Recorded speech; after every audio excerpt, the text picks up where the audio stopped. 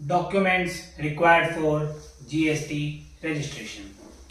जी हाँ दोस्तों, जैसा कि आपको थंबनेल से समझ में आया होगा, आज की जो हमारी वीडियो है वो जीएसटी रजिस्ट्रेशन के ऊपर होने वाली है।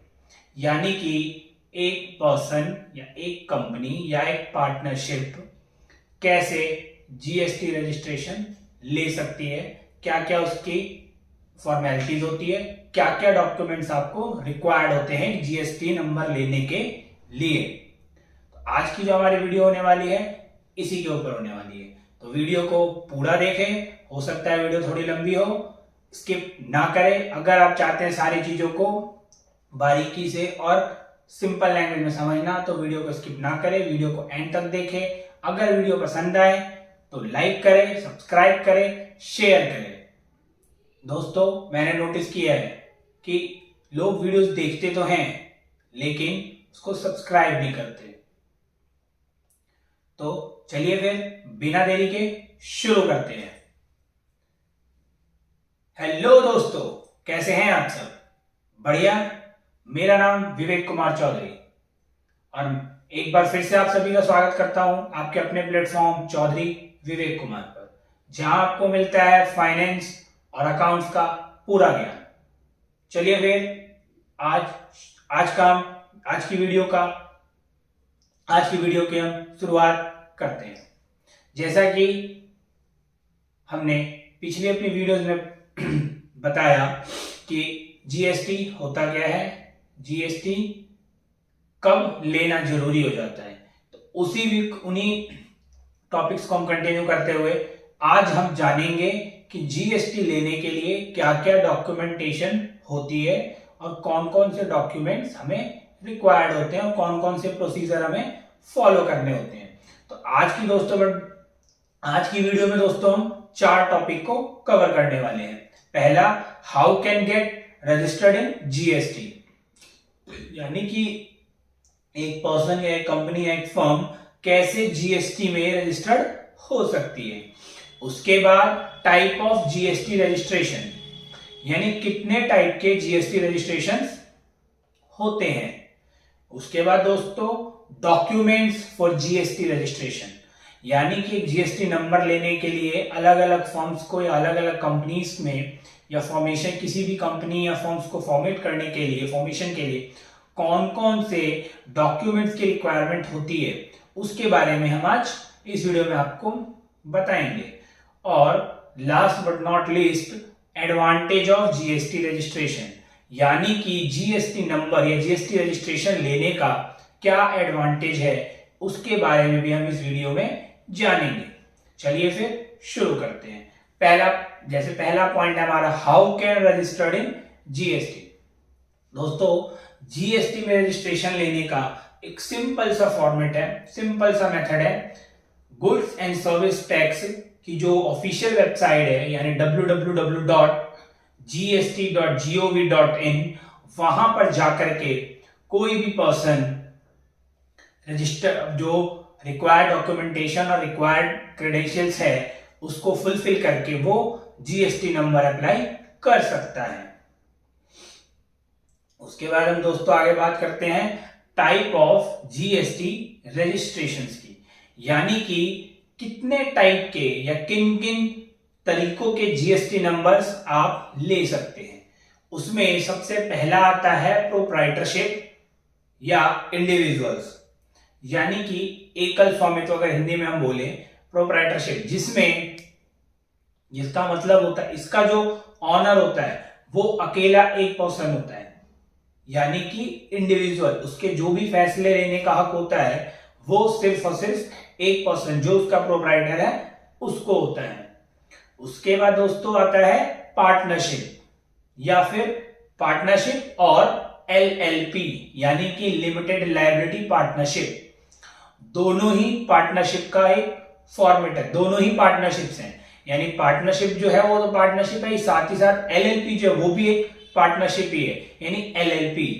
इसमें 2 या 2 से अधिक लोग एक साथ आकर के किसी भी नए बिजनेस को स्टार्ट करने का सोचते हैं और उसको स्टार्ट करते हैं, इसलिए उसको हम पार्टनरशिप बोलते हैं। क्योंकि जब एक से ज्यादा पर्सन किसी एक काम को मिलके करे तो करने वाले काम को हम बोलते हैं कि दोनों ने पार्टनरशिप में मिलके ये काम किया है। उसके बाद आता है HUF यानी हिंदू अनडिवाइडेड फैमिली, जो कि अगर फैमिली बिजनेस किसी का चल रहा है तो ये उन फैमिली बिजनेसेस में लिया जाता है। उसके बाद दोस्तों हम आगे बढ़ते हैं तो आगे हमारा आता है कंपनीज, यानी कि प्राइवेट लिमिटेड कंपनीज और पब्लिक लिमिटेड कंपनीज, जिसमें मिनिमम 2 डायरेक्टर्स कंपल्सरी होते हैं, यानी कि 2 लोग मिल करके एक कंपनी को स्टार्ट कर सकते हैं, जो भी उसकी डॉक्यूमेंटेशंस है उसको फुलफिल करके। तो आशा करता हूं दोस्तों यहां तक क्लियर होगा। यानी कि अभी हमने 2 टॉपिक्स पे बात की। पहला, how can get registered in GST, यानी कि हम जीएसटी में कैसे रजिस्टर्ड हो सकते हैं।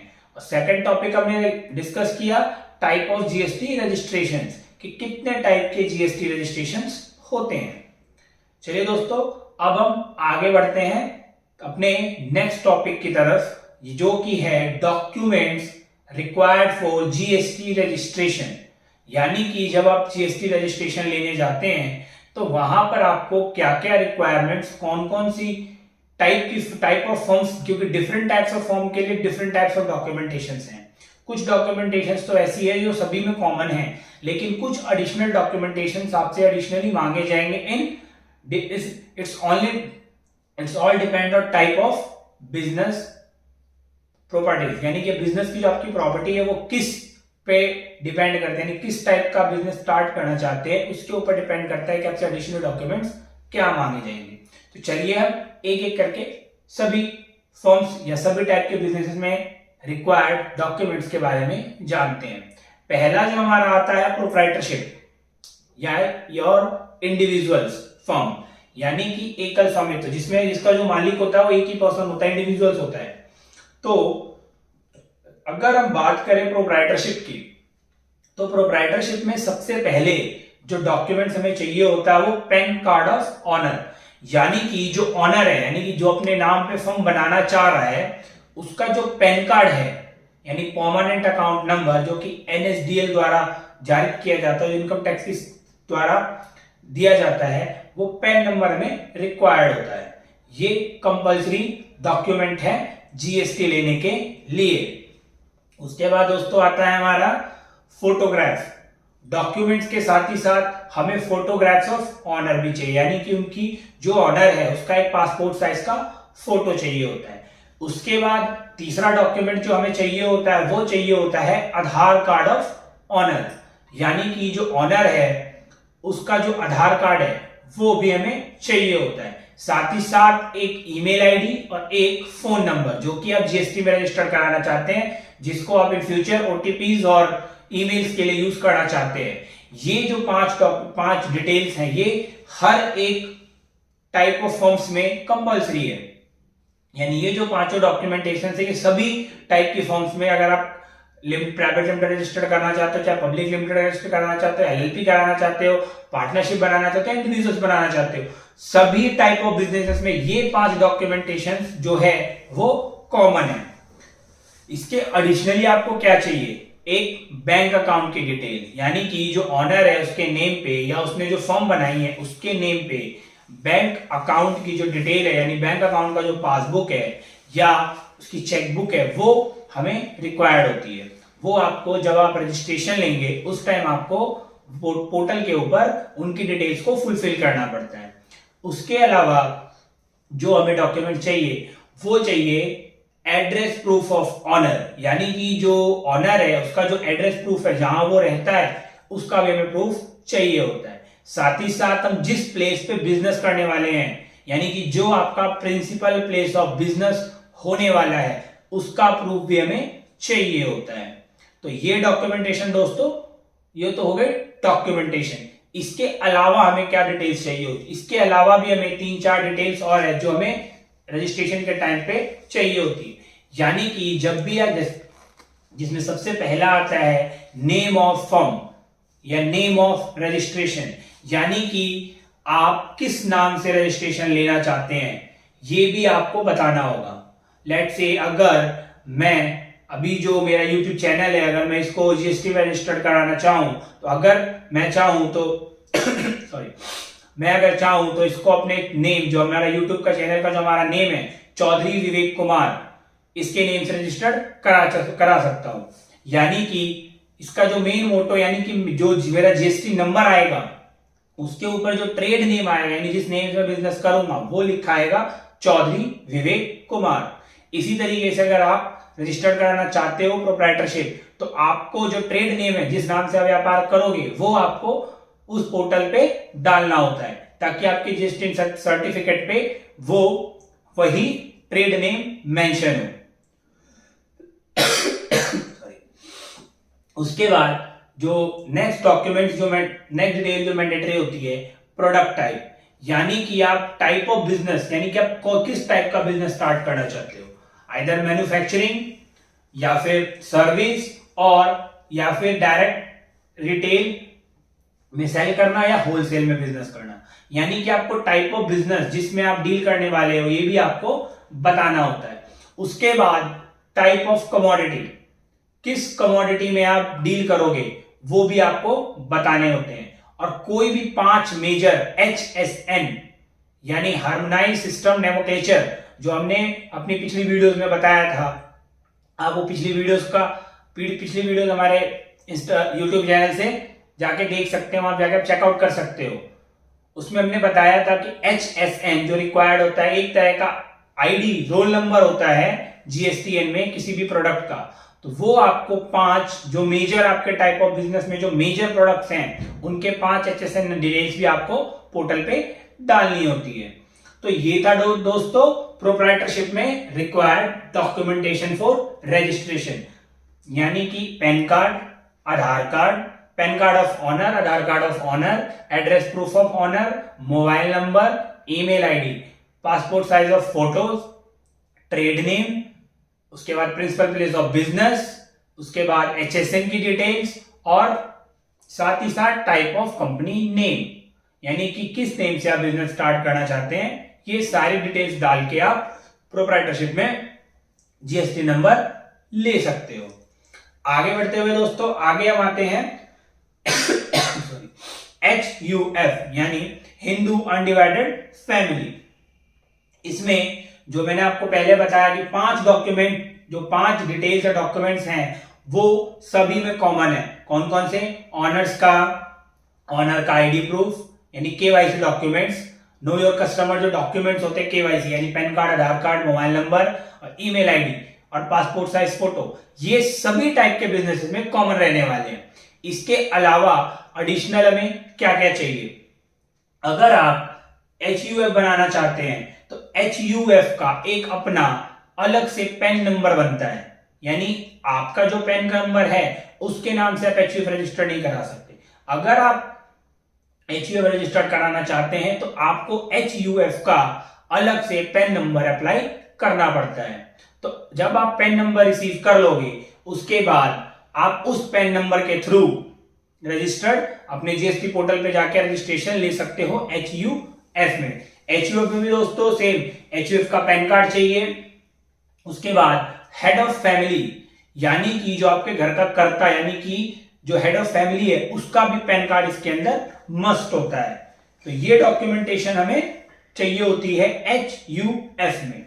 अगर हम आगे बढ़े, अब आते हैं पार्टनरशिप में या LLP में, यानी कि LLP जो लिमिटेड लायबिलिटी पार्टनरशिप होती है उसमें, और पार्टनरशिप जो नॉर्मल पार्टनरशिप होती है उसमें क्या क्या डॉक्यूमेंटेशन हमें चाहिए होती है।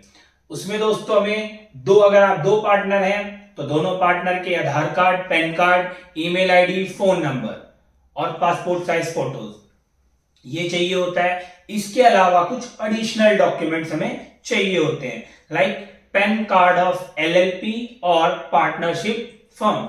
जैसा कि HUF में अलग से पैन कार्ड बनता है, तो अगर आप पार्टनरशिप या LLP रजिस्टर कराना चाहते हो तो इसमें भी आपको अलग से पैन नंबर अप्लाई करना पड़ता है, जो कि आपकी फर्म के नेम पे आएगा। लेट्स से किसी ने ABC एंटरप्राइज स्टार्ट की और वो पार्टनरशिप में स्टार्ट कर रहा है, उसकी फर्म का नाम है ABC एंटरप्राइजेस, तो वो जो पैन कार्ड आएगा उस पैन कार्ड के ऊपर मेंशन होगा ABC एंटरप्राइजेज और उसका अलग से एक सेपरेट पैन नंबर होता है। उसके अलावा दोस्तों हमें जो चाहिए होता है, जब भी आप पार्टनरशिप फॉर्मेशन करते हो तो आपको एक पार्टनरशिप डीड बनानी होती है, जिसके अंदर आप दोनों पार्टनर्स के बीच में जो भी म्यूचुअल अंडरस्टैंडिंग के साथ जो टर्म्स एंड कंडीशंस पे डिस्कशन हुआ है वो सारे टर्म्स एंड कंडीशंस उसके अंदर क्लॉज बाय क्लॉज लिखा जाता है। किस रेशियो में आपके खर्चे रहने वाले हैं, किस रेशियो में आप प्रॉफिट डिस्ट्रीब्यूट करोगे, किस रेशियो में आप अपना जो लॉस है वो बर्न करोगे, किस रेशियो में अगर कोई पार्टनर सैलरी ले रहा है तो वो कितनी लेगा, अगर कोई ड्राइंग कर रहा है तो कितनी करेगा, कोई पैसा ले रहा है, डेट ले रहा है कंपनी से तो वो कितना इंटरेस्ट पे करेगा। इन सभी चीजों को ब्रीफ में उसमें मेंशन किया जाता है ताकि इन फ्यूचर में कोई भी डिस्प्यूट पार्टनर्स के बीच में ना हो।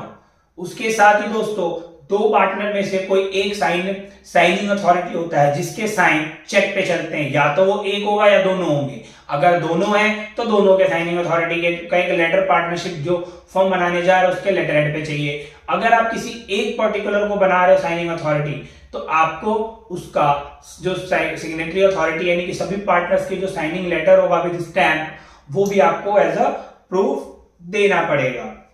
इसके बारे में दोस्तों बात करते हैं बैंक डिटेल, यानी कि इसमें जो आप बैंक डिटेल दोगे वो आपकी फर्म के नेम पे होना चाहिए, यानी कि जिस नेम से आप फर्म बनाना चाह रहे हो उसके नेम चाहिए। यानी कि जीएसटी नंबर लेने से पहले आपको दो काम कराने होंगे, पहला पैन कार्ड अप्लाई करना होगा, दूसरा बैंक कार्ड, बैंक की जो बैंक अकाउंट है वो आपको ओपन कराना होगा। उसके बाद आप पार्टनरशिप डीड बनवाओगे, पार्टनरशिप डीड बनाने के बाद आप जीएसटी नंबर लेने के लिए रजिस्टर्ड हो सकते हो। इसमें भी बाकी के जो डॉक्यूमेंट्स जो हैं वो सेम प्रोप्राइटरशिप और एचयूएफ की तरह है, यानी ट्रेड नेम आपको देना होगा, 5 मेजर एचएसएन्स आपको देने होंगे। उसके बाद टाइप ऑफ बिजनेस में आप किस प्रोडक्ट में डील करोगे, आपका मैन्युफैक्चरिंग बिजनेस है, रिटेलिंग है, होलसेलिंग है, सर्विस प्रोवाइड करोगे, जो भी नेचर ऑफ बिजनेस आपका है वो आपको डिटेल्स देनी होगी। इसके अलावा आपको जो इसमें देना होगा यानी कि और जो एडिशनल बिजनेस रिलेटेड जो थिंग्स हैं, यानी कि किस टाइप ऑफ बिजनेस को रन करोगे, कौन आपका साइनिंग अथॉरिटी होगा, इन सभी डिटेल्स को आपको पहले से ही मेंशन करना पड़ता है। तो आशा करता हूं दोस्तों यहां तक सभी को क्लियर होगा। अगर कोई डाउट हो तो आप मुझे टाइम के साथ कमेंट करके बता सकते हैं कि आपको इस पार्ट में डाउट है, मैं पूरी कोशिश करूंगा आपके डाउट्स को क्लियर करने की। चलिए दोस्तों आगे बढ़ते हैं अपने नेक्स्ट पॉइंट जो कि है रजिस्ट्रेशन ऑफ कंपनीज, कि अगर एक कंपनी जीएसटी नंबर लेने जाए तो उसको क्या क्या डॉक्यूमेंटेशंस कराने होंगे। सेम एज पर पार्टनरशिप यहां भी हमें कंपनी के नेम से पैन कार्ड बनवाना पड़ता है, यानी कि सबसे पहले जो आपको करना होगा आरओसी की साइड पे आप नेम अप्लाई करोगे कंपनी का। एक्चुअली दोस्तों कंपनीज में अगर आप जीएसटी नंबर लेने जा रहे हो तो आपने अगर पहले से कंपनी आपकी चल रही है और आप रजिस्ट्रेशन लेने जा रहे हो तो वो एक अलग टॉपिक है। अगर आप नई फॉर्म बना रहे हो, नई कंपनी बना रहे हो तो उसका जो डॉक्यूमेंटेशन प्रोसेस होता है यानी फ्रॉम स्टार्टिंग टू एंड वो एक अलग प्रोसीजर होता है। अगर आप चाहते हो कि फर्म कैसे, कंपनी प्राइवेट लिमिटेड और पब्लिक लिमिटेड कैसे रजिस्टर्ड होती है, क्या क्या स्टेप होते हैं स्टार्टिंग टू एंड, अगर आप चाहते हो मैं उसके ऊपर वीडियो बनाऊं तो प्लीज कमेंट करके बताएं। आप मुझे कमेंट करके बताएं। अगर आपने कमेंट किया, आप चाहोगे कि हाँ मैं उसके ऊपर वीडियो बनाऊं तो डेफिनेटली मैं उसके ऊपर आपको वीडियो बना के प्रोवाइड कराऊंगा। चलिए दोस्तों हम वापस आते हैं अपने टॉपिक पे, यानी कि कंपनीज का जो जीएसटी रजिस्ट्रेशन होता है उसमें क्या क्या डॉक्यूमेंट्स हमें चाहिए होते हैं। सेम एज पर पार्टनरशिप हमें कंपनी का पैन कार्ड चाहिए होता है जिसपे कंपनी का नाम मेंशन हो। उसके बाद pan card of all directors, जो कंपनी के जितने डायरेक्टर्स हैं सभी के पैन कार्ड, उनके आधार कार्ड, उनका एड्रेस प्रूफ ये चाहिए होता है, सभी की पासपोर्ट साइज फोटोज, सभी का मोबाइल नंबर, सभी के ईमेल आईडीज, ये सारे डॉक्यूमेंटेशन हमें चाहिए होता है, यानी कि उनके सभी के केवाईसी डॉक्यूमेंट्स चाहिए होते हैं। साथ ही साथ हमें कंपनी का बैंक अकाउंट की जो डिटेल है, यानी कि जिस नेम से आपने कंपनी बनाई है उसका जो बैंक अकाउंट की डिटेल है वो भी हमें चाहिए होती है।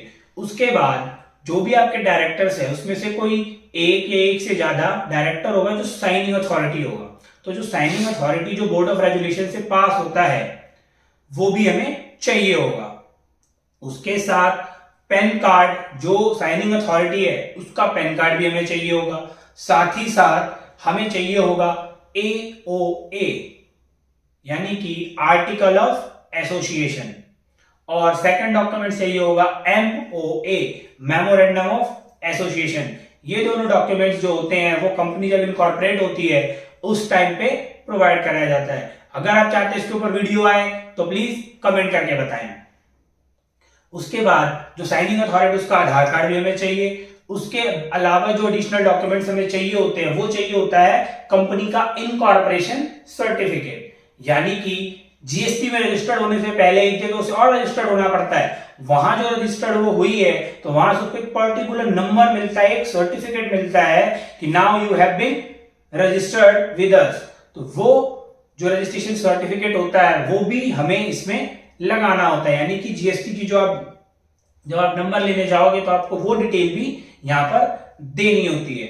उसके अलावा जो एज पर मैंने आपको बताया सेम एज पर पार्टनरशिप, प्रोप्राइटरशिप और HUF जो एडिशनल बिजनेस डिटेल्स है like type of business, nature of business, उसके बाद मेजर फाइल HSNs ये आपको देने होते हैं। ये जो मैंने आपको 5-7 डिटेल्स बताई है जो हर एक में कॉमन होने वाली है, यानी कि पैन कार्ड मतलब KYC documents, PAN card, Aadhaar card, photo, email ID, mobile number, उसके बाद ट्रेड नेम, फिर किस चीज में आप बिजनेस करोगे, nature of business, product, top 5 major HSN, ये सभी आपको सभी में कॉमन है, ये सभी आपको प्रोवाइड कराने होते हैं। तो आशा करता हूं दोस्तों यहां तक सभी को समझ आया होगा। अगर समझ नहीं आया, जहां आपको समझ नहीं आया वहीं आप मुझे कमेंट करके बताएं, मैं पूरी कोशिश करूंगा आपके डाउट्स को क्लियर करने की। तो आशा करता हूं दोस्तों type of GST registration, type of और क्या क्या डॉक्यूमेंटेशंस उन रजिस्ट्रेशंस को लेने के लिए चाहिए होता है वो सभी को समझ में आया होगा, सभी को क्लियर होगा। आगे बढ़ते हैं दोस्तों, जो हमारा आज का आखिरी टॉपिक है वो है एडवांटेज ऑफ जीएसटी रजिस्ट्रेशन, यानी कि जीएसटी नंबर लेने का बेनिफिट या एडवांटेज क्या है। अगर कोई पर्सन जीएसटी नंबर लेता है तो उसको क्या बेनिफिट मिलेगा और क्या एडवांटेजेस मिलने वाली है, उसके बारे में दोस्तों बात डिस्कस करेंगे। तो सबसे पहला जो उसको बेनिफिट मिलता है कि वो जो अपना बिजनेस है वो बहुत ही इजी और कन्वीनियंट तरीके से स्टार्ट कर सकता है। अगर आप इस डायरेक्ट इनडायरेक्ट टैक्स से पहले जो हमारे पहले के जो डायरेक्ट टैक्सेशन सिस्टम था, अगर आप उसमें रजिस्टर्ड होने जाते हैं तो उसमें रजिस्टर्ड होना बहुत कॉम्प्लिकेटेड था, क्योंकि अलग अलग स्टेट्स के लिए अलग अलग रजिस्ट्रेशन, अलग अलग स्टेट में अलग अलग टैक्स, तो आपको बहुत सारे टैक्सेशन सिस्टम्स, बहुत सारी डॉक्यूमेंटेशन को फॉलो करना पड़ता था। लेकिन जीएसटी आने के बाद सिर्फ और सिर्फ आपको एक स्टेट में अगर आप रजिस्टर्ड होना चाहते हैं तो हर एक स्टेट का जो लॉ है वो सेम वर्क करता है सभी के लिए। सभी का जो फ्रेमवर्क है, वर्किंग फ्रेमवर्क है, वो सभी का सेम है। यानी कि इस पे जीएसटी के अंदर जो बिजनेस करना है, वो बिजनेस स्टार्ट करना, वो बहुत ही इजी हो गया है। सेकंड, इंक्रीज एफिशिएंसी इन लॉजिस्टिक्स। हाँ जी दोस्तों, यानी कि लॉजिस्टिक्स मींस जो आप कोरियर, यानी कि एक स्टेट से दूसरे स्टेट जो आप माल बेचते हो वो बहुत एफिशिएंट हो गया है। उसका रीजन है कि जब वैट और जो एक्साइज वगैरह टैक्स था, यानी जीएसटी से पहले का जो टैक्सेशन सिस्टम था, उसमें क्या होता था, जब आपका व्हीकल जिसमें आप लॉजिस्टिक टीम आपकी गुड्स भेज रही है वो दूसरे स्टेट में अगर एंट्री करता है तो अलग अलग टाइप के डॉक्यूमेंटेशन, अलग अलग टाइप की चेकिंग्स, अलग अलग जो उस स्टेट के, जो पर्टिकुलर स्टेट के जो लॉज हैं उसको आपने फॉलो किया नहीं किया, कोई डिफॉल्ट तो नहीं हो रहा, इन सभी की चेकिंग होती थी, जिसका जो डायरेक्ट इफेक्ट था वो पड़ता था ट्रांसपोर्टेशन टाइम पे। यानी कि उन रीजंस की वजह से जो ट्रांसपोर्टेशन टाइम था वो बढ़ जाता था। लेकिन जीएसटी आने के बाद अब ऐसा नहीं है। अब जीएसटी नंबर, ट्रांसपोर्टर अपना जीएसटी नंबर डालता है, जहां भी माल एक बॉर्डर से दूसरे बॉर्डर में अगर जा रहा है, चेकिंग होती है, वहां वो जीएसटी नंबर डालते हैं, उनको सारी डिटेल्स मिल जाती है कि कहां से स्टॉक आ रहा है, उस पे जिस पे चार्ज हुआ उस पे जीएसटी चार्ज हुआ है नहीं हुआ है। अगर कोई डिफॉल्ट है तो उसको सॉल्व, जो भी उसके आगे प्रोसीजर है उसको फॉलो किया जाता है। अगर डिफॉल्ट नहीं है तो इजी मोड में उसको आगे फॉरवर्ड कर दिया जाता है। तो जीएसटी आने के बाद जो कोरियर जो है, जो लॉजिस्टिक का जो काम हुआ है वो काफी एफिशिएंट हो गया और काफी फास्ट मूविंग हो गया है। उसके बाद दोस्तों जो तीसरा बेनिफिट है वो है सिंपलीफाई प्रोसेस, यानी कि इसमें जो रजिस्ट्रेशन लेने का प्रोसेस है वो काफी सिंपल है, यानी कि सिंपलीफाई तरीके से आप इजी कन्वे में आराम से इजीली रजिस्ट्रेशन ले सकते हो। उस पहले के जो टैक्सेशन सिस्टम थे उसमें रजिस्ट्रेशन लेना बहुत हैवी वर्क होता था, बहुत सारे लॉट्स ऑफ डॉक्यूमेंटेशन होती थी, लॉट्स ऑफ इंफॉर्मेशन चाहिए, लॉट्स ऑफ नॉलेज चाहिए। थोड़ा सा भी लेक ऑफ नॉलेज अगर आपके पास है तो आपको प्रॉब्लम फेस करनी पड़ सकती थी। लेकिन क्योंकि वहां पर मल्टीपल टैक्सेस थे, तो मल्टीपल टैक्सेस के लिए आपको मल्टीपल टैक्सेस की नॉलेज चाहिए। But now after GST implementation there is only one tax, means one nation one tax, it's called GST. यानी कि इसके बाद जो आपका टैक्सेशन सिस्टम है वो सिर्फ और सिर्फ जीएसटी है। यानी कि अगर आपने जीएसटी के बारे में समझ लिया तो समझ लो कि आपने अपना बिजनेस और जो भी whatever you want to do वो आप इजीली वे में स्टार्ट कर सकते हो। उसके बाद जीएसटी में गवर्नमेंट ने एक स्कीम लॉन्च की, कॉम्पोजिशन स्कीम। इसका मतलब जो छोटे व्यापारी थे जिनका जो थ्रेशोल्ड लिमिट है, टर्नओवर है वो 1 करोड़ से कम है साल का, उनके लिए एक बहुत बड़ा बेनिफिट था। उनको जो एक्चुअल रेट ऑफ चार्ज चल रहा है, जीएसटी का जो रेट चार्ट है उसके हिसाब से टैक्स ना पे करके एक लमसम अमाउंट या पीरियड पे करना पड़ता है, जिसके बारे में अपने पिछली वीडियोस में आपको सभी को बताया है। अगर आप में से कुछ व्यूअर ऐसे हैं जो नए हैं, जो जानना चाहते हैं कि कॉम्पोजिशन स्कीम क्या है, तो वो हमारी पिछली वीडियोस को जाके चेकआउट कर सकते हैं।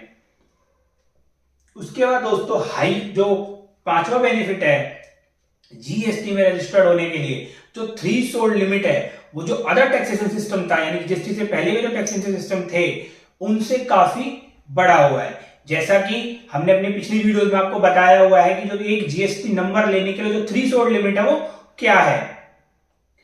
एक बार फिर से हम आपको रिपीट कर देते हैं, और ब्रीफ में अगर आपको जानना है तो हमारी पिछली वीडियोस को चेकआउट कर सकते हैं। अगर आप सर्विस में बिजनेस करने जा रहे हो तो 20 लाख है ऑल ओवर अक्रॉस इंडिया। कहीं भी किसी भी स्टेट में रजिस्टर्ड हो तो सर्विस के लिए आपको 20 लाख का टर्नओवर अगर आपने पार कर लिया तो आपको कंपलसरी है जीएसटी नंबर लेना।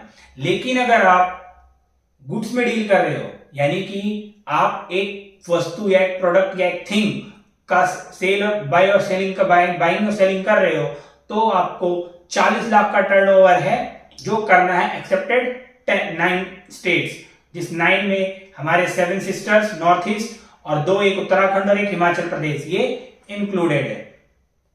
तो ये था दोस्तों थ्रेशोल्ड लिमिट, यानी कि जो जीएसटी के अंदर इन्होंने थ्रेशोल्ड लिमिट को बढ़ा दिया है, जिससे कि छोटे व्यापारियों को काफी बेनिफिट हुआ है।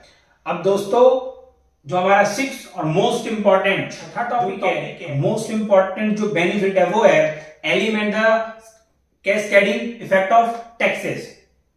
जी हाँ दोस्तों, elements of cascading effect of taxes, यानी कि जो टैक्स का जो व्यापक प्रभाव, यानी बहुत बड़ा प्रभाव जो था, बहुत सारे टैक्सेशन सिस्टम्स जो थे उन सभी को मर्ज करके, उन सभी का मर्जर करके एक टैक्स बना दिया गया है। यानी कि जो सेंट्रल के जितने टैक्सेस थे वो सारे के सारे सीजीएसटी में डिसॉल्व हो गए, और जो स्टेट के टैक्सेस थे वो सभी के सभी एसजीएसटी में डिसॉल्व हो गए। ये दोस्तों जो मैंने आपको 6 चीजें बताई, ये था एडवांटेज ऑफ जीएसटी रजिस्ट्रेशन। पहला, easy start a business. Second, increase efficiency in logistic. Third, composition scheme. Fourth, simplify process. उसके बाद हायर थ्रेशोल्ड लिमिट, और fifth, eliminate the cascading effect of taxes. आशा करता हूं दोस्तों आज के वीडियो में जिन भी बातों पे डिस्कस किया सभी को समझ में आया होगा, सभी को क्लियर होगा। किसी को कोई डाउट हो आप हमें कमेंट करके बताएं, या हमारे जो सोशल मीडिया प्रोफाइल्स हैं उस पे जाके आप चेकआउट कर सकते हो, उस पे जाके आप हमें बता सकते हो।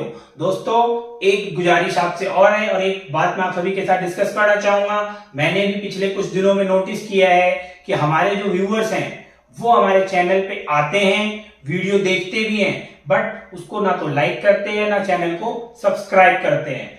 तो मैं आपसे एक ही रिक्वेस्ट करूंगा कि अगर आप सभी को कंटेंट पसंद आ रहा हो, वीडियो समझ में आती हो, आप लोगों से रिलेट करती हो, तो प्लीज चैनल को सब्सक्राइब करें, लाइक करें, शेयर करें, क्योंकि आपके एक लाइक, एक सब्सक्राइब, एक शेयर से मुझे भी कॉन्फिडेंस आता है कि चलो व्यूअर्स को पसंद आ रहा है, मुझे और कंटेंट लाना है, तो मैं भी अपने एफर्ट्स, जो मेरे एफर्ट्स अभी मैं डाल रहा हूं, उससे 10 टाइम मल्टीपल्स एफर्ट्स डाल के पूरी कोशिश करूंगा कि पूरा का पूरा जो नॉलेज है, जो अकाउंट्स फाइनेंस का नॉलेज जो मैंने अभी तक गेन किया और जो मैं गेन कर रहा हूं, वो सभी को आप लोगों तक पहुंचाऊं। तब तक के लिए थैंक यू, धन्यवाद, बाय।